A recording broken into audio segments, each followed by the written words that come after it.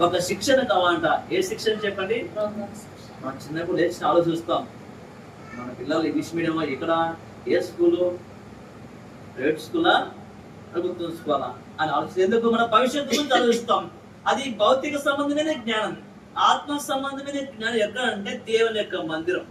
దేవుని యొక్క మందిరం మనము భార్య భర్త కలిసి వారి తల్లిదండ్రులతో పాటు వారి పిల్లలను తీసుకొని పోవటం వలన అక్కడ దేవుడే వారికి ఒక బోధకుడుగా ఉంటాడు, ఒక గురువుగా ఉండి వారికి కావలసిన ప్రార్థన, వాక్యము, దేవుని యందు భయభక్తిగా ఉండటం వలన పిల్లలకు దేవుడు ఒక నేర్పిస్తా అంట.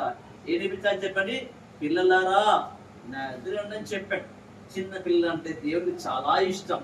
దగ్గర తీసుకొచ్చి వారి మీద చేతులుంచి ప్రార్థన చేసేందుకు, ఇలాంటి వారిదే నా రాజ్యం. దేవుని యొక్క మందిరం అంటే, దేవుని యొక్క రాజ్యం అంటే పెద్దల వారి రాజ్యం కాదంట. ఎవరు చెప్పండి? చిన్న పిల్లల వంటి వారి రాజ్యం. అంటే దేవుళ్ళరా, దేవుడు చెప్తున్న మాట ఏంటంటే, పిల్లలను చూడండి, ప్రభు యొక్క శిక్షలో వారు పెంచినప్పుడు దేవుడు వారికి తోడుగా ఉంటాడు.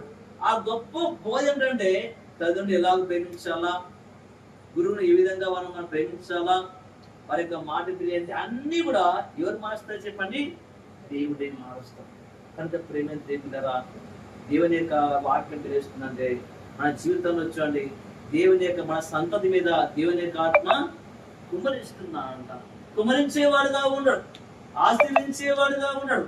ఒక వాక్యం చదువుకొని మనము ప్రార్థన చేసుకుందాం. దేవుడరా, ఈ లోకంలో చూడండి గొప్ప భాగ్యం ఏంటంటే మన పిల్లలను చూడండి స్థిరపరచుకోవాలని చెప్పాడు. చూడండి 2వ సమూయేలు గ్రంథంలో నుంచి ఒక వాక్యము మనము చదువుకుందాము.